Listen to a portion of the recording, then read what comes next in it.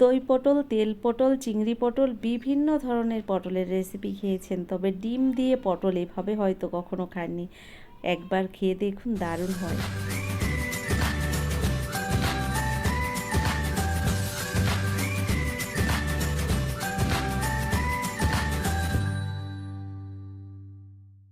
দেখুন, ডিম পটলের রেসিপিটি বানিয়ে নেওয়ার জন্য এখানে গুনে গুনে আমি 8 পিস পটল নিয়েছি।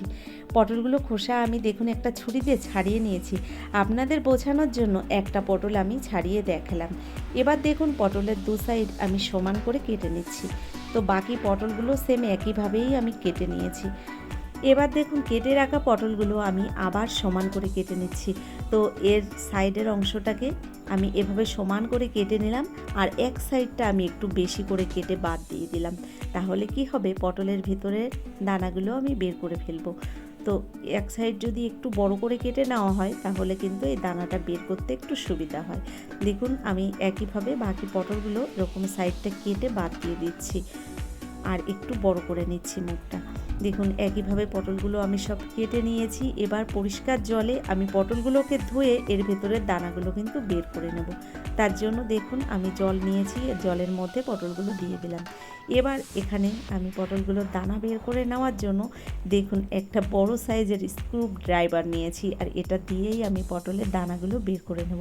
আপনাদের কাছে এরকম কোনো জিনিস থাকলে আপনারা সেটা দিয়েই বের করে নিতে পারেন, তবে চামচ দিয়ে এটা কিন্তু বের করে নেওয়া যায় না। তো আমি এখানে এই স্ক্রু ড্রাইভারটা দিয়েই পটলের দানাগুলো এভাবেই বের করে নিচ্ছি। বাকি দানাগুলো সব একইভাবে বের করে নেব। নমস্কার বন্ধুরা, আশা করছি হয়তো সকলেই ভালো আছেন। টিয়ার রান্নাঘর থেকে আমি তন্দ্রা আজ নিয়ে এলাম ডিম পটলের দুর্দান্ত একটা রেসিপি। অনেকভাবে আপনারা পটল খেয়েছেন, তবে এভাবে একবার ডিম পটল বাড়িতে বানিয়ে দেখবেন, ভীষণ ভালো হয় খেতে, আর খুব সহজেই কিন্তু বানিয়ে নেওয়া যায়। দেখুন আমি এই ডিম পটলের রেসিপিটি বানিয়ে নেওয়ার জন্য পটলগুলো তো আপনাদের কেটে দেখালাম, পটলের ভেতরের দানাগুলোকেও বের করে দেখাচ্ছি। আর এটা দেখুন কত সহজেই বের করে নেওয়া যায়। তো বন্ধুরা আপনাদের কাছে একটাই অনুরোধ করব, ভিডিও দেখার শুরুতে একটা লাইক দিয়ে ভিডিওটি দেখা শুরু করুন। আপনাদের হয়তো লাইক দেওয়ার কথা এর পরে মনে থাকবে না, তো প্রথমেই একটা লাইক দিয়ে আপনারা ভিডিওটা দেখা শুরু করবেন। এরপরে দেখুন আমি পটলগুলোর দানাটা বের করে নেওয়ার পরে ভালো করে ধুয়ে নিয়েছি, আর এগুলো দেখুন এরকমই দেখতে হয়েছে। এবার দেখুন 3টে ডিম নিয়েছি আমি এখানে একটা বাটির মধ্যে, আমি এই ডিমগুলোকে ভেঙে নিচ্ছি। দেখুন তো একটা চামচ দিয়ে দেখুন আমি ডিমগুলোকে এভাবে ভেঙে নিয়ে নিলাম বাটির মধ্যে। স্বাদ মতো দিয়ে দিলাম একটু লবণের মধ্যে, আর দিয়ে দিলাম এখানে কাঁচা লঙ্কা, পেঁয়াজ, রসুন, আদা বাটা 1 চামচ। ভালো করে ডিমের সঙ্গে ফেটিয়ে আমি দেখুন মশলাটাকে মিশিয়ে নিলাম, আর এভাবে বেশ কিছুক্ষণ টাইম ধরে আমি ডিমের সঙ্গে মশলাটাকে কিন্তু মিশিয়ে দিলাম। মশলাটাকে ডিমের গোলার মধ্যে বেশ ভালো করে মিশিয়ে দিয়েছি। আর এখানে দেখুন একটা গ্লাসের মধ্যে পটলটাকে আমি সোজা করে রেখেছি, তার মধ্যে দেখুন ডিম গোলাটা দিয়ে দিচ্ছি আমি। এভাবে দেখুন বাকি পটলগুলোর ভেতরেও আমি এই ডিমটা দিয়ে দিচ্ছি এভাবেই। তো বাকি পটলগুলো দেখুন সুন্দর করে আমি সাজিয়ে নিয়েছি একটা বড় সাইজের বাটির মধ্যে। তো পটলগুলো সবসময় এরকম সোজা করেই রাখতে হবে, নইলে কিন্তু এই ডিমের ব্যাটারটা বেরিয়ে যাবে। তো দেখুন এদিকে আমি গ্যাসের উপর একটা কড়াইতে জল গরম বসিয়ে দিয়েছি। ওই জলের মধ্যে আমি এই বাটিটা বসিয়ে দিলাম সুন্দর করে। একটা ঢাকনা দিয়ে ভালো করে আমি এবার বন্ধ করে দিলাম মুখটা, আর ওপরে একটা নোড়া চাপা দিয়ে দিলাম, যাতে কোনো রকম হাওয়া বাতাস কিছু বেরিয়ে না আসে। তো এভাবে ভাপে আমি ডিমটাকে কিন্তু সিদ্ধ করে নেব। তো পটলের মধ্যে এভাবে আমি 10 মিনিট সিদ্ধ করে নিয়েছি। 10 মিনিট বাদে আবার ফিরে এলাম, দেখুন ডিমগুলো সুন্দর সিদ্ধ হয়ে গেছে, আর এর সঙ্গে কিন্তু পটলগুলোও সিদ্ধ হয়ে যায়। এই যে একটা জলের ভাপ রয়েছে, এই ভাপে পটলটাও সুন্দর সিদ্ধ হয়ে গেছে। দেখুন আমি পটলটা নামিয়ে ঠান্ডা করে নিয়েছি, এবার রান্নাটা শুরু করব। এগুলো দেখতে কত ভালো লাগছে দেখুন। এদিকে দেখুন গ্যাসের উপরে আমি আরেকটা কড়াই গরম বসিয়ে দিয়েছি, আর কড়াইটা গরম হয়ে গেলে এখানে আমি 4 চামচ পরিমাণে সর্ষের তেল দিয়ে দিলাম। সর্ষের তেলেই আমি রান্নাটা করব। তেলটাকে বেশ ভালো করে গরম করে নিয়েছি। ওই তেলের মধ্যে দেখুন পেঁয়াজ, রসুন, আদা, কাঁচা লঙ্কা বাটা দিয়ে দিলাম। এখানে 5 থেকে 6টা রয়েছে কাঁচা লঙ্কা, তার সঙ্গে রয়েছে 1 ইঞ্চি পরিমাণে আদা, আর 10-12 কোয়া রসুন, তার সঙ্গে রয়েছে মিডিয়াম সাইজের 2টো পেঁয়াজ। আমি পেস্ট বানিয়ে নিয়েছি। পেস্ট বানানো মশলাটাকেই দিয়ে দিলাম আমি এই তেলের মধ্যে। অল্প পরিমাণে একটু জল দিয়ে মশলাটাকে কিন্তু কিছুক্ষণ টাইম ধরে কষিয়ে নেব। এবার দেখুন এর মধ্যে দিয়ে দিচ্ছি স্বাদ মতো লবণ, দিয়ে দিলাম পরিমাণ মতো হলুদ গুঁড়ো। লবণ হলুদটা দেওয়ার পরে এবার দিয়ে দিচ্ছি আমি 1/2 চামচ পরিমাণে জিরের গুঁড়ো। মশলাগুলো দেওয়ার পরে দেখুন আমি গ্যাসের ফ্লেমটাকে মিডিয়াম হিটে রেখে মশলাটাকে কিন্তু ভালো করে কষিয়ে নেব। আর একটু টাইম ধরেই মশলাটাকে কষিয়ে নিলাম, মশলা থেকে কোনো রকম কাঁচা গন্ধ বের হবে না। তো দেখুন এভাবে টাইম ধরেই আমি মশলাটাকে কষিয়ে নিয়েছি। আপনারা চাইলে এখানে কিন্তু আরেকটু তেলের পরিমাণটা বাড়িয়ে দিতে পারেন। আমি একটু কম তেলেই রান্নাটা করছি, তাই আর তেল দিলাম না। দেখুন দিয়ে দিলাম একটু স্বাদের জন্য চিনি। এটা আপনারা স্কিপ করে যেতে পারেন, নাও দিতে পারেন। দেখুন চিনিটা দেওয়ার পরে আরও কিছুক্ষণ টাইম ধরে মশলাটাকে কষিয়ে নিয়েছি। মশলাটা কষানো হয়ে গেছে।